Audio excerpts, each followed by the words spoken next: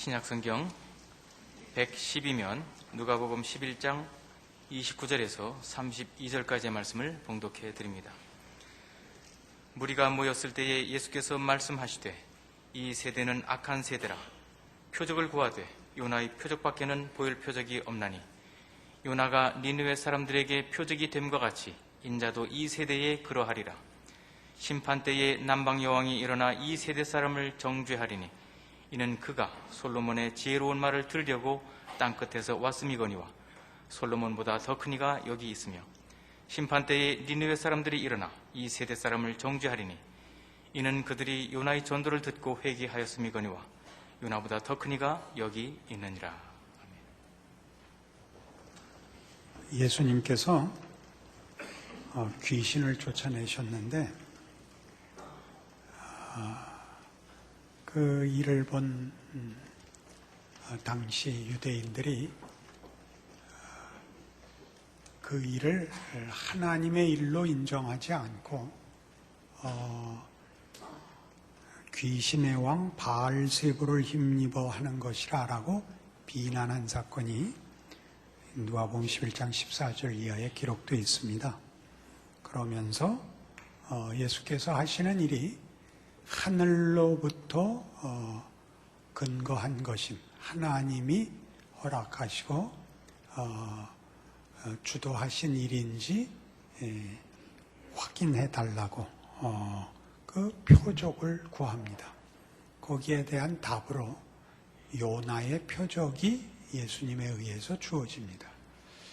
이 악한 세대가 표적을 구하나 요나의 표적밖에 보여줄 것이 없다. 그렇게 말씀하셔서 오늘 본문이 등장을 합니다. 싸움은 당시 유대인들이 예수님이 하시는 기적들을 부인할 수는 없게 됐습니다. 죽은 자를 살리시고 불치병을 고치시고 바다를 잠잠케 하시고 귀신을 쫓아내는 일은 너무나 분명한 사건이었습니다. 이런 일들은 유대 사회에서는 전통적으로 하나님의 종들만이 하는 그 일이었고 그것이 그 종들의 선지자직의 그 공인된 증거로 인정되었었습니다. 그러나 지금 예수님께서 하시는 이 일들은 어느 선지자가 한 것보다도 큰 일임에도 불구하고 지금 당시 유대인들이 이걸 거부하는 이유는 메시아가 온다면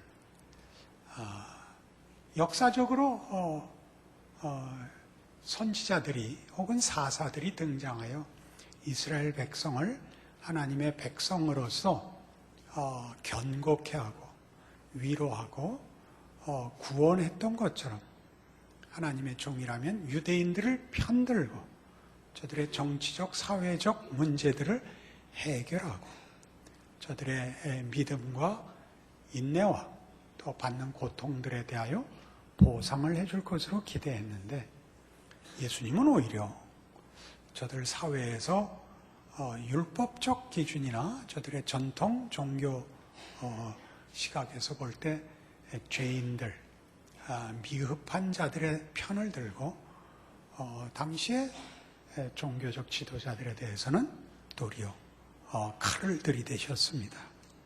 그래서 늘 대치하는 국면이 이어지고 있고 예수님의 하시는 일에 사사건건 그 권위와 그 정체성을 도전하고 있습니다. 거기에 대한 답입니다. 요나의 표적입니다. 그래서 우리는 요나를 잠시 생각할 수밖에 없습니다. 구약성경 1287페이지 가시면 소선지서 중에 요나서가 있습니다. 요나는 기원전 8세기, 그러니까 700년대, 기원전 700년대에 북왕조 이스라엘 여로보암 왕 2세, 여로보암 2세 왕 치하에서 활동한 선지자입니다. 남북왕조로 갈린 때이며 당시 이스라엘은 북왕조나 남왕조 유다나 다 정치 세력이, 군사력이 약화되어 있었습니다. 분열된 나라니까요. 이 시기에 가장 위협적인 세력은 애굽과 앗수르였습니다. 그 중에도 앗수르는 북왕조 이스라엘에 접하고 있는 나라로 늘 전쟁이 계속됐고 결국 기원전 722년에 앗수르에 의해서 북왕조 이스라엘이 멸망하는 일이 벌어지는 그런 당시에 가장 위협적인 왕국이었습니다. 이스라엘은 어쨌든 그때 신앙생활을 잘하지는 못했지만 하나님의 선민이고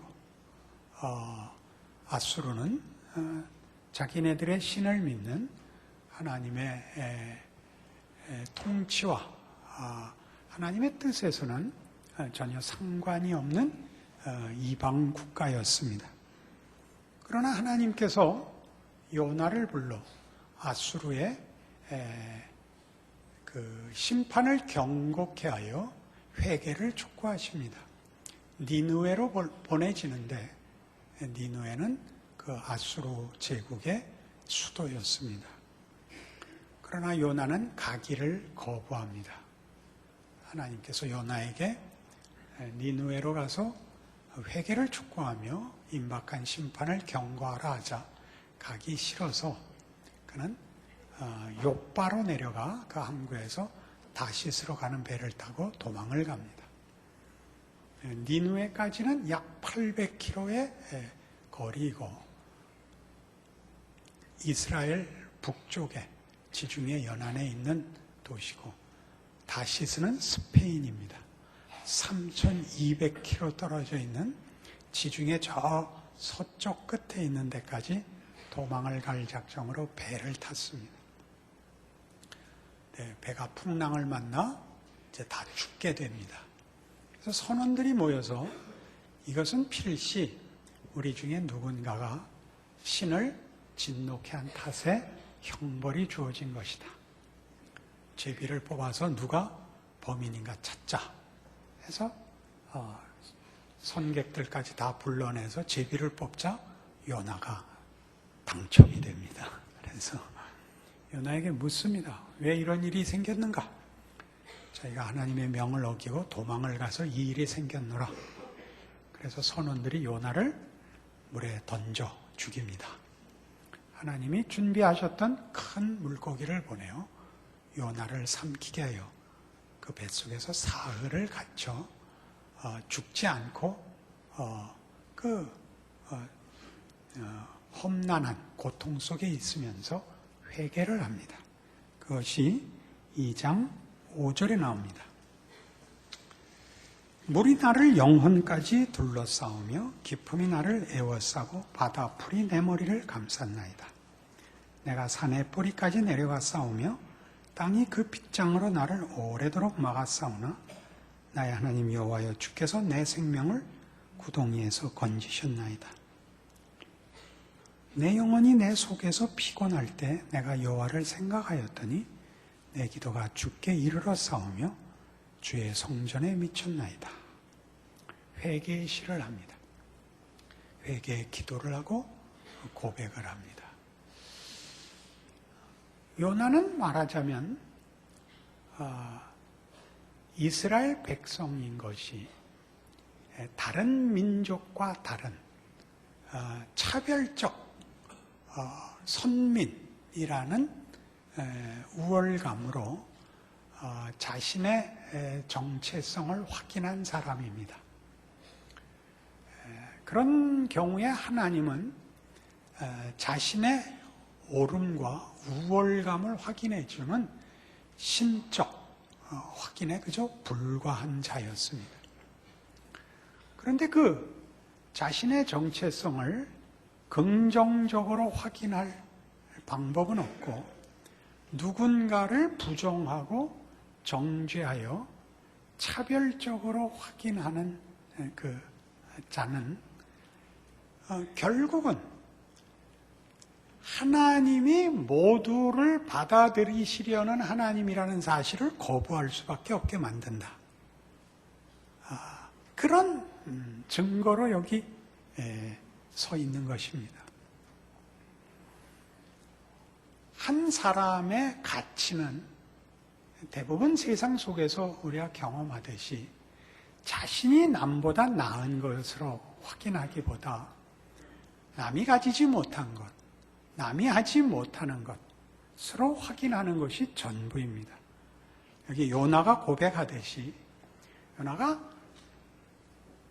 아수르 사람과 자신을 구별하여 하나님 모르는 자와 하나님 아는 자로 자신을 차별하고 있다가 아수르 사람도 구원하는 것이 하나님의 뜻이다에 반발하여 아수르 사람과 자신을 차별하는, 비난하고 정죄하고 부정할 상대가 없어지면 자신이 없어지거든요. 자신의 존재가.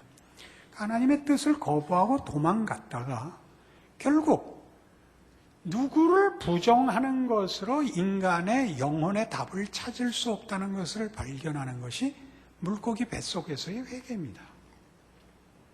내가 비난하는 자가 죽어버렸다고 생각해 보십시오. 비난하고 비교할 자가 없으면 그러면 긍정적으로 자기를 확인해야 할 내용이 있어야 하는데 누구를 정죄해서 확인하는 것은 그 누구가 없으면 긍정적으로 나는 뭐가 있다를 만들어내지 못한다는 걸 확인하게 될 수밖에 없다. 이게 요나죠. 그래서 요나는 니느웨 사람과 자신을 차별하는 것으로 자신의 정체성을 삼다가 하나님이 니느웨 사람도 구원하겠다고 하자 그 차별을 철폐할 수 없습니다라고 도망을 가는 바람에 하나님과의 관계가 끊기자 비로소 그 영혼의 공급이 하나님께로부터만 있는 걸 알게 됩니다.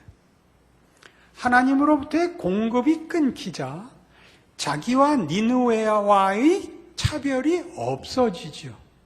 그래서 그가 니느웨를 찾아가는 것이 아니라 니느웨성 사람들과 자기가 동일하게 니느웨성 사람들이 하나님의 백성이 아니기 때문에 가진 바 정죄됨과 사망의 자리에 앉아있는 비극이 하나님을 거부하고 도망가자 자신의 처지가 됨으로써 우리는 니느웨와 이스라엘의 경계가 철폐된 요나가 고집하는 차별성의 근거가 없어진 요나를 보게 됩니다. 그것이 요나가 니느웨를 가는 모습입니다.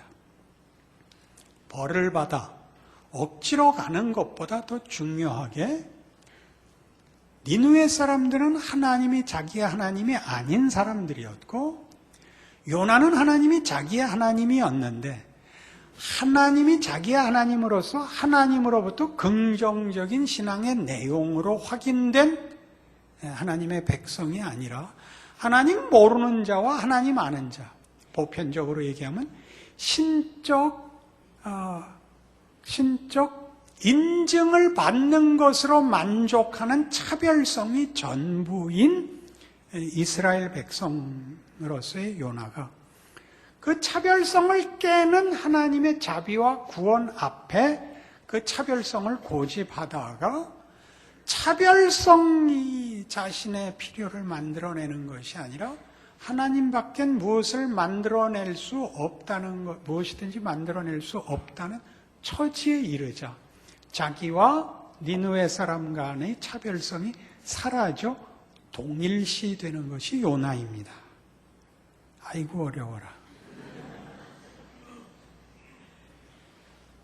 그래서 요나가 이 하나님 없는 자리에서 물이 내 영혼까지 들어왔고 바다풀이 내 머리를 덮고 난 산 밑에까지 내려갔고 땅이 그 빗장으로 나를 막았습니다라는 처지에 그가 하나님을 거역하여 간 자리에서 그것은 하나님을 모르는 니느웨 사람들의 형편과 같다라는 일의 증인으로 서 있을 뿐입니다. 그가 우리가 이해하는 선지자와 얼마나 다르냐면 그래서 이제 니느웨로 갑니다. 그러니까 니느웨로 가는 것이 회개하여 갔다. 라기보다 니누에나 요나나 니누에 사람이나 요나나 이제 구별이 없다 하는 의미로 3장에 그 니누에 성에 가서 회개를 촉구합니다. 4장 1절 보시면 가서 그 심판을 명했더니 그 사람들이 회개를 합니다. 그래서 하나님께서 심판을 거두십니다. 4장 1절 요나가 매우 싫어하고 성내며 하나님께 기도하여 이르되 여호와여 내가 고국에 있을 때 이러하겠다고 말씀하시지 아니하였나이까. 그러므로 내가 빨리 다시스로 도망하였사오니 주께서는 은혜로우시며 자비로우시며 노하기를 더디하시며 인애가 크시사 뜻을 돌이켜 재앙을 내리지 아니하시는 하나님이신 줄을 내가 알았음이니이다. 여호와여 원하건대 이제 내 생명을 거두어 가소서. 사는 것보다 죽는 것이 내게 나음이니이다. 그러니까 난 이 꼴 못 봅니다. 이제 이렇게 됐습니다. 그래서 이제 성 밖에 나가서 그 성 동편의 언덕에 앉아서 이제 언제 망하나 보고 있습니다. 근데 이제 날이 더워서 이거 해는 내리쬐고 피할 그늘은 없고 쩔쩔매고 있으니까 하나님이 박농쿨을 하나 자라게 하셔서 그늘을 덮어주십니다. 그래서 이제 시원해졌죠. 그래서 마음에 만족하고 있는데 하나님이 벌레를 보내서 박농쿨을 씹어서 시들게 해서 그늘을 없앱니다. 그러니까 펄펄 튑니다. 그 7절 하나님이 벌레를 예비하사 이튿날 새벽에 그 박농쿨을 갉아 먹게 하심에 시드니라. 해가 뜰 때 하나님이 뜨거운 동풍을 예비하셨고 해는 요나의 머리에 쪼임에 요나가 혼미하여 스스로 죽기를 구하여 이르되 사는 것보다 죽는 것이 내게 나으니이다 하니라. 앞에서도 죽는다고 그랬고 지금도 죽는다고 그러고 우리와 방불 하죠. 하나님이 요나에게 이르시되 네가 이 박농쿨로 말미암아 성내는 것이 어찌 옳으냐 하시니 그가 대답하되 내가 성내어 죽기까지 할지라도 옳으니이다 하니라.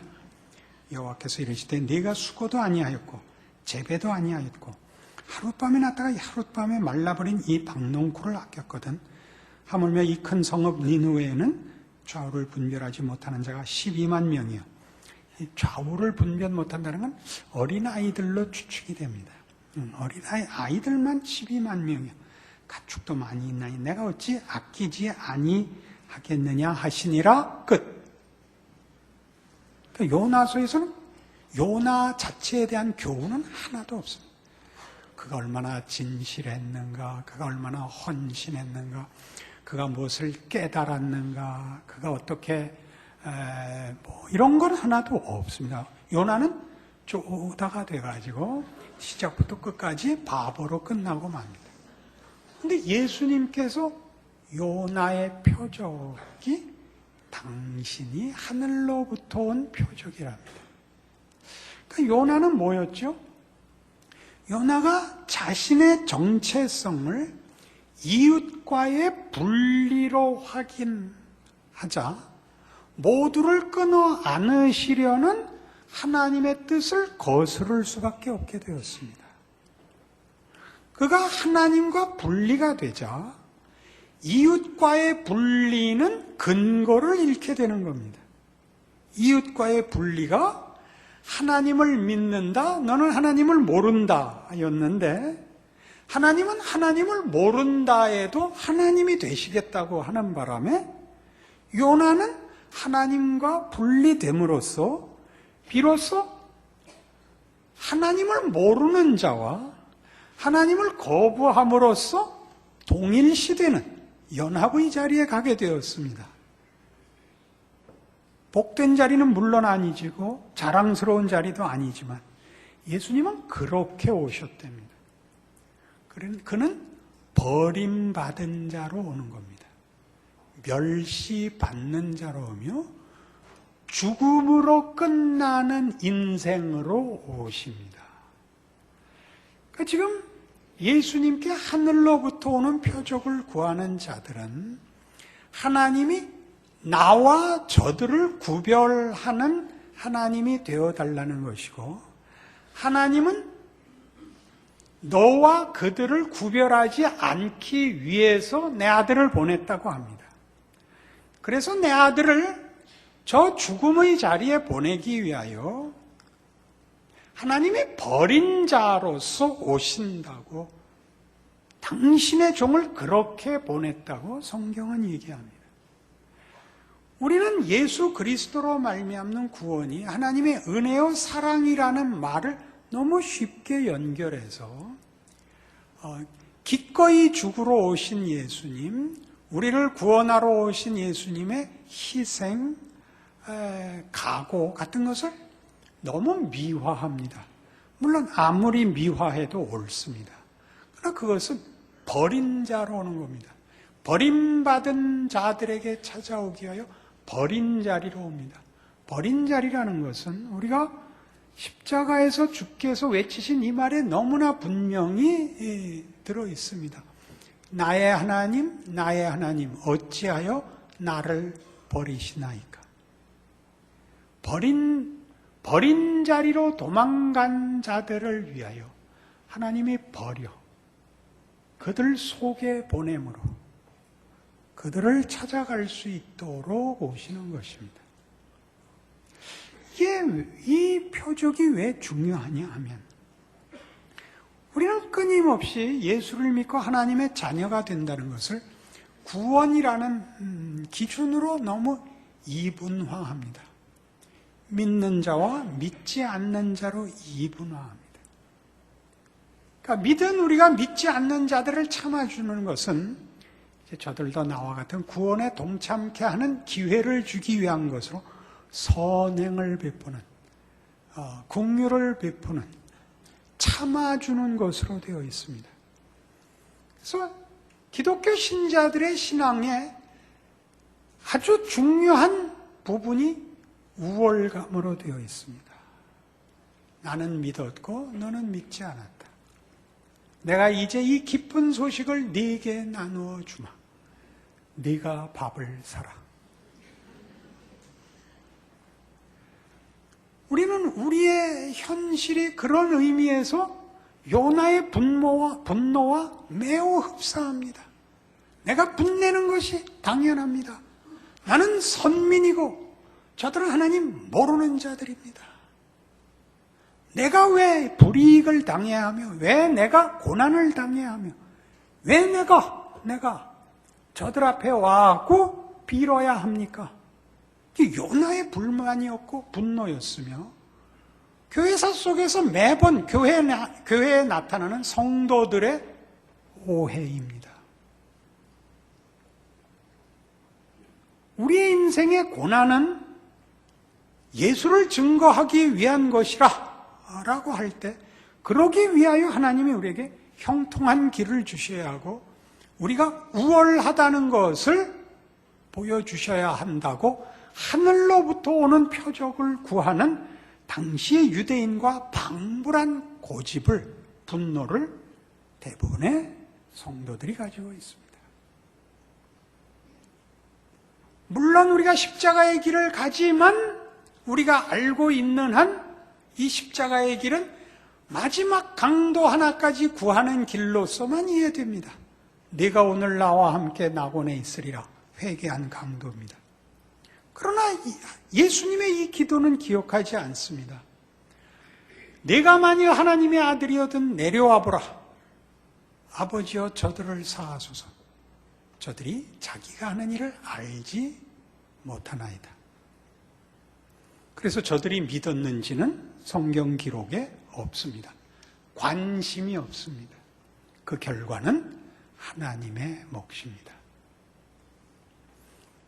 우리는 우리의 현실을 바로 이런 차원에서 살아내야 한다는, 예수님이 당신이 하늘로부터 온 종임을 나타내는 이 표지 속에서, 이 표적 속에서 읽어내야 합니다. 고린도후서 4장에 가보십시다.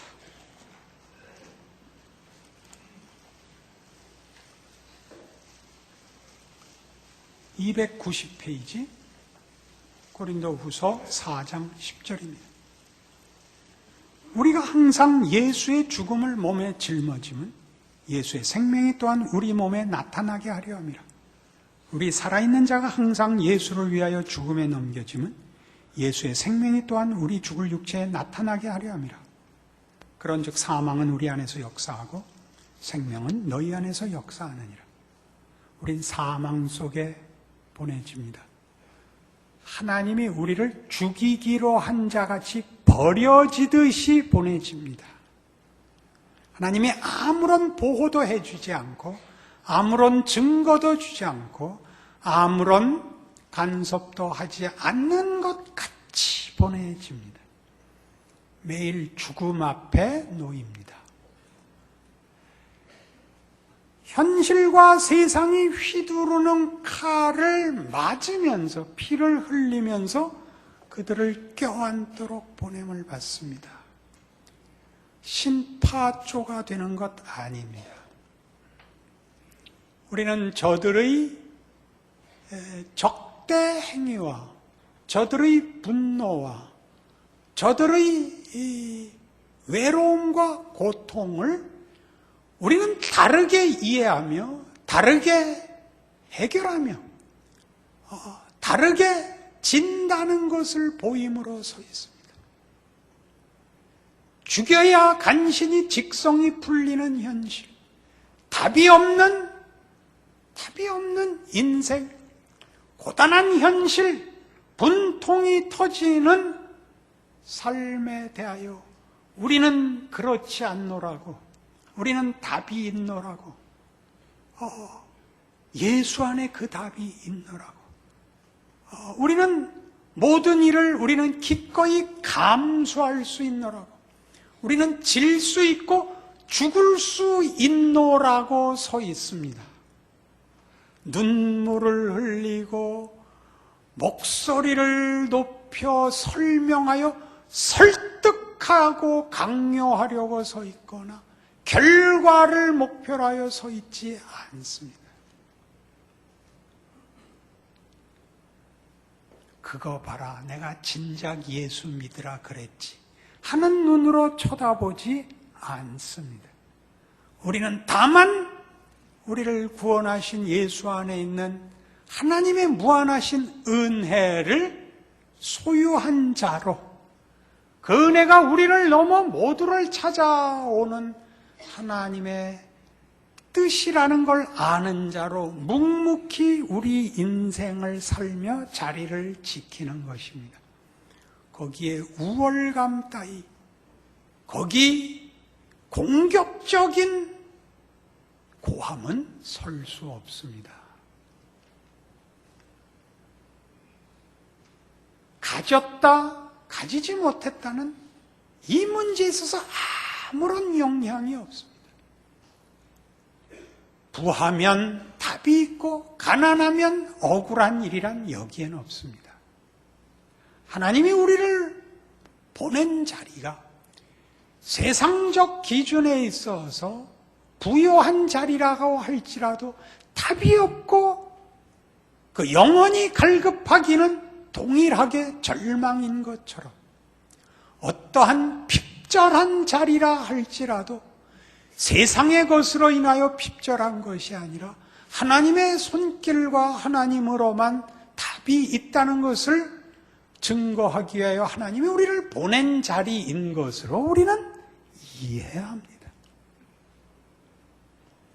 세상에서 싸우듯이 가진 자와 가지지 않는 자의 적대 행위와 전쟁은 없습니다. 가진 자에 대한 분노는 기독교 신앙에서는 전혀 문제에 속하지 않습니다.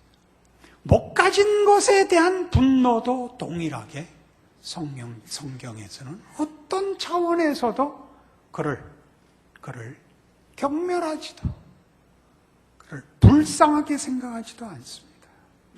그래서 우리가 보냄을 받은 자리일 뿐입니다. 예수는 가난하셨고 고단하셨고 죽어버리셨습니다. 우리는 이 성경의 기록 앞에, 예수의 생애 앞에 다른 것으로 기독교를 바꾸려는 모든 시험을 걸러내야 합니다. 우리는 그 은혜를 입은 자요, 하나님의 뜻이, 하나님의 은혜가 얼마나 큰 것인가를 세상의 유혹과 시험의 모든 경우 앞에서 답해하는 자로, 극복해야 되는 자로 부름받은 현실인 것을 실천하는 자로 섭니다. 우리는 나라를 구하고 가난을 구하고 병을 구하고 하는 일들을 본질로 삼지 않습니다. 그런 일에 쓰임을 받을 수 있지만 신앙의 본질은 그것과 다릅니다. 예수님은 죽은 자를 살리시고 병자를 고치시고 귀신을 쫓아내시는 능력을 가지고 죽어버리시기 때문입니다. 그의 죽어버리신 생애가 죽음의 한복판에 생명의 문을 여는 것 같이 우리의 죽어버리는 것 같은 인생과 자리에 비로소 십자가가 부활의 문을 여는 것입니다. 에베소서 1장에서 성경은 이 문제를 이렇게 영광스럽게 표현합니다. 신약 성경 310페이지 에베소서 1장 3절입니다. 찬송하리로다 하나님 곧 우리 주 예수 그리스도의 아버지께서 그리스도 안에서 하늘에 속한 모든 신령한 복을 우리에게 주시되 곧 창세전에 그리스도 안에서 우리를 택하사 우리로 사랑 안에서 그 앞에 거룩하고 흠이 없게 하시려고 그 기쁘신 뜻대로 우리를 예정하사 예수 그리스도로 말미암아 자기 아들들이 되게 하셨으니 이는 그가 사랑하시는 자 안에서 우리에게 거저 주시는 바 그의 은혜의 영광을 찬송하게 하려는 것이라. 우리의 모두를 그의 자녀로 부르십니다. 자녀란 독특한 자리죠. 어느 부모의 자식이 된다는 것은 그 부모의 영광을 나누는 자리입니다. 부모와 동질의 존재가 되는 것입니다. 그것은 기능적이지 않습니다. 우리를 예수 안에서 자신의 자녀로 부릅니다. 그의 영광의 특징은 무엇이라고요? 은혜의 영광입니다. 하나님은 용서하시는 분으로, 복을 주시는 분으로, 선하신 분으로, 편드시는 분으로 당신의 영광을 앞세우시는 분입니다. 그러므로 우리는 이 은혜의 영광의 아버지가 나를 찾아오신 것을 아는 자로 우리의 현실에서 만나는 세상과 이웃들을 향하여 하나님이 무엇을 제1 영광으로 당신을 나타내시는가에 참여하는 자로 섭니다. 우리는 정죄하고 비난하고 차별하고 자랑하여 우리 자리를 증명하려 하지 않습니다. 우리는 섬깁니다.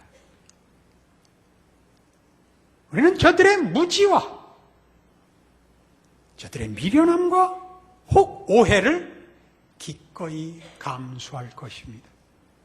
그것이 십자가의 길입니다.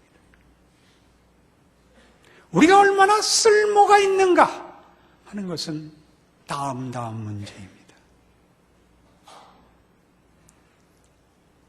우리는 현실적인 쓸모가 아니라 인간 존재의 가장 중요한 본질에 있어서 그 영혼과 그 운명을 하나님의 자녀로 증언하고 경험하고 그 일을 이루시는 하나님의 손길로 서는 자리를 복된 것으로 명예로 여기는 신자로 살아야 할 것입니다. 여러분의 삶은 만만치 않은 것입니다. 세상이 이 일을 가장 두려워하고 반대하기 때문입니다. 십자가를 벗어놓고 이 길을 갈 수 있는 이는 아무도 없습니다.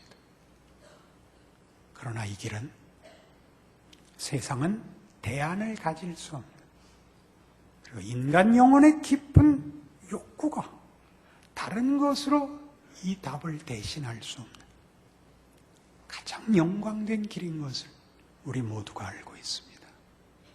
이 길을 걸으십시오. 여러분의 인생의 고단함이 기적이 되는 것을 경험하시는 여러분의 신앙 고백과 신자된 인생이 되기를 바랍니다. 기도하십시다. 하나님 아버지 은혜를 감사합니다. 하나님을 아버지로 모신다는 것이 어떠한 것인가를 배웁니다. 이 세상의 그 어떤 것들, 어떤 위협, 어떤 고난, 어떤 고통, 어떤 오해, 어떤 불이익, 그 무엇도 우리를 그리스도 예수 안에서 부르신, 그래서 허락하신 하나님을 향한 우리의 믿음과 고백을 꺾을 수 없습니다. 우리 하나님을 아버지로 모시게 되었고 영광된 운명을 부여받았습니다. 우리 인생에 펼쳐지는 도전과 모험 앞에서 하나님의 사람으로 살 기회를 얻었습니다. 울어야 할 날과 한숨 쉬어야 할 날이 많을 것임을 각오합니다. 그러나 결단코 하나님의 사람으로 사는 이 일을 포기하지 않을 것을 약속합니다. 저희를 찾아오신 하나님의 손길이 모두를 찾아가고 있다는 사실을 기억하는 믿음과 소망과 겸손과 인내를 가지고 우리의 삶을 주 앞에 바칩니다. 지금은 우리 주 예수 그리스도의 은혜와 하나님 아버지의 급진하신 사랑과 성령님의 교통하심이 하나님의 자녀로 사는 명예와 영광을 기억하고 믿음의 충성을 약속하고 돌아가는 심령들 위에 영원토록 함께 있을지어다. 아멘.